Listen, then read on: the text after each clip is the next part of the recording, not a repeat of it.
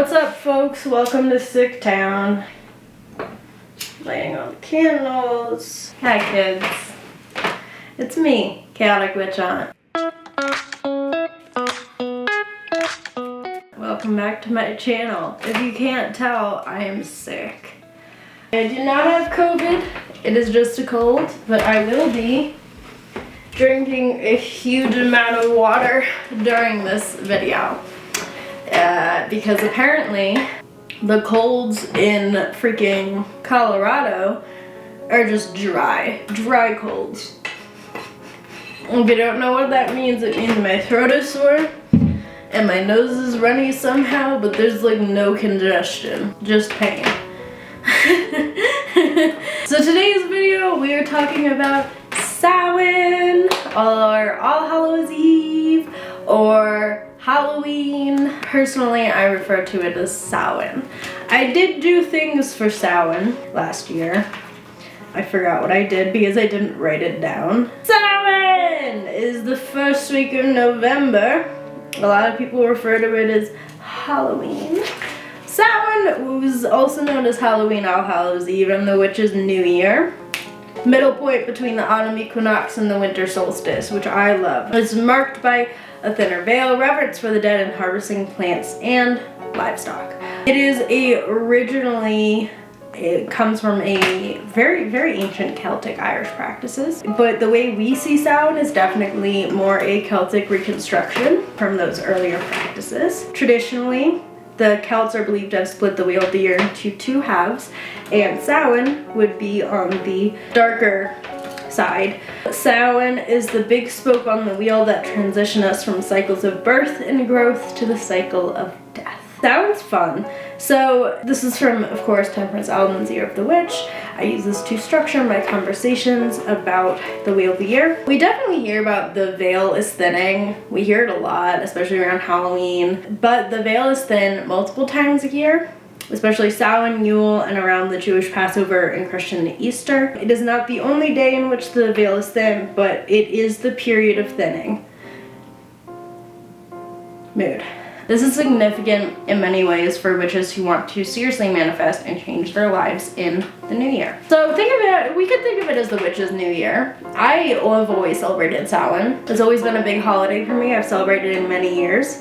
Temperance obviously talks about, messages to the spirit world, talks about the mythology of Samhain and rituals of Samhain. Also talks about the dumb supper, which I think is an awesome way to celebrate Samhain. It is more common for a tradition of Samhain. A dinner with the dead is also what it's referred to. It's a meal, and it doesn't only memorialize and remembers loved ones and ancestors, but invites them back into our lives for the duration of a meal. Temperance talks about how her celebration lasts multiple days, and they lay an ancestral place setting for each meal that we'll be celebrating with a full food setting on the night of Samhain. There are two ways to do it, two main ways to perform a dumb supper. The more common traditional way is to hold a meal in complete silence. If you're like me and you have trouble staying quiet, it's everything but quiet and ruminating, and Temperance affectionately refers to it as an Irish supper. It's loud, full of great food, alcohol, and an absolute celebration of everything that is great about being alive. Lots of symbolism that Temperance talks about in this, as well as recipes. I love me some good recipes. It looks like she makes lamb Wellington. Don't know how to do that, but Temperance also calls about harvest rituals, especially with herbs, offering to an earth, foraging, harvesting items for your Samhain table. I love Temperance's ideas of Samhain and the different rituals she uses to perform it. I'm gonna check my book of shadows now because I'm relatively convinced that I have written things down for Samhain. Give me a second. Here I have the Wheel of the Year from Gramassi, which I have my beef with Raven Gramassi. If you don't know about my beef with Raven Gramassi, it's literally just very basic stuff. Oh, I found it! Alright, this looks like it's old. So this is what I used to do for Samhain, when I was a kid. When I was a little baby witch, this is out of my Original Book of Shadows. I have really bad handwriting. The veil grows thin at the time of the dead as we honor long gone ancestors in whose footsteps we tread. Life retreats into the bulbs and the roots. The time has passed for flowers and fruits.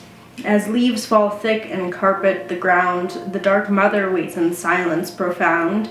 Now is the time for the apple feast. Time stands still for humans and beasts. Seek the wisdom of days gone by to deal with the past and let it lie. Face your shadow and accept your faults. Look now to the future to seek your results. That seems like a spell, but I don't know where I got it from. Did I write this? I don't think I wrote this. Then I have lists of offerings. Apple, milk, honey, flowers, some crystals, something of my grandmother's, and a protective sigil. So, pretty similarly, when I originally started celebrating Samhain, I was celebrating Samhain in the way of honoring my ancestors. Even though I hadn't started doing ancestor work, I still was pulled to do that with them. So, and then what I did last year to celebrate Samhain, and I probably will do again, is I did some rituals to the dead.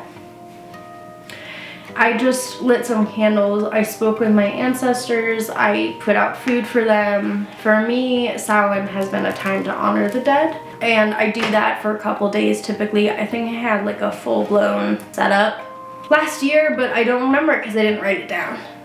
I definitely put some food aside for them at both Samhain and harvest time.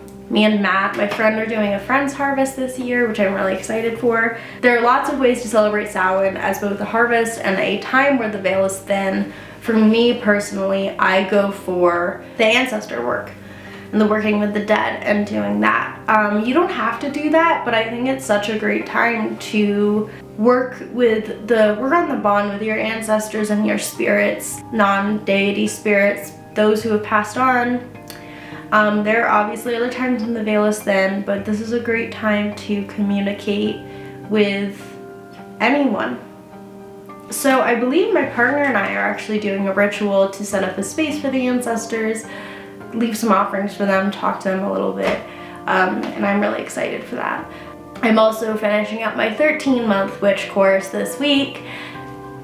You guys will hear about that. I'm going to do a whole other video on what it was like to take a 13-month witch course, what I learned, how it was, etc. All in all, Samhain is a time that I think, to me, really represents the dead and the living coming together and communicating, which it's a great time for conjure work.